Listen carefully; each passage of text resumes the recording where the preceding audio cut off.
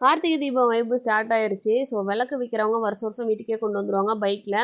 அவங்ககிட்டே தான் வாங்கணும். நம்ம கிராம சைடு மோஸ்ட்லி அவங்களே கொண்டு வந்துடுவாங்க. இது எல்லாமே மண் விளக்கு தான். இந்த தடவை டிஃப்ரெண்ட்டாக இருந்துச்சு. பட் இதெல்லாம் நம்ம வாங்க போகிறது கிடையாது. நம்ம வந்து சின்ன சின்ன விளக்குலையே மண் விளக்கு வாங்கிக்கலாம். பீங்கான் விளக்கு வாங்க மாட்டோம் எப்பயுமே.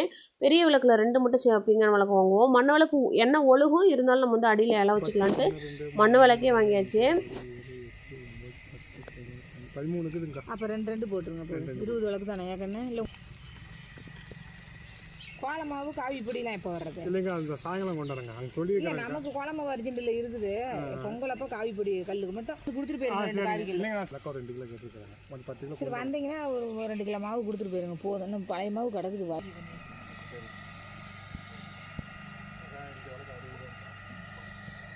இது வந்து 20ங்க, 70 80 80, இது 60ங்க.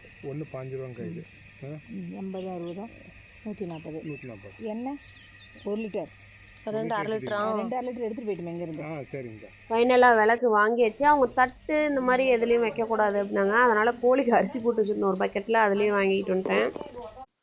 இது கார்த்திகை தீபத்துக்கு முதல் நாள், அதாவது வியாழக்கிழமை. புயலுக்கு அதுவும் காலையிலேருந்து நல்ல மழை வெளுத்து வாங்குது. ஆனால் ஒரு ஸ்கூலும் லீவ் விடல. இந்த நாமக்கல்லில் மட்டும் எப்பயுமே லீவ் விட மாட்டாங்க. கொல்லிமலை அடைவாரத்தில் போன புயலுக்கும் நல்ல மழை, இந்த புயலுக்கும் நல்ல மழை. ஸோ நாளைக்கு எப்படி தீபத்துக்கு விளக்கேற்ற போகிறோம், என்ன ஏதுன்னு புரியல. வாசல்லாம் ஒரே மழை தண்ணி நிற்கிது.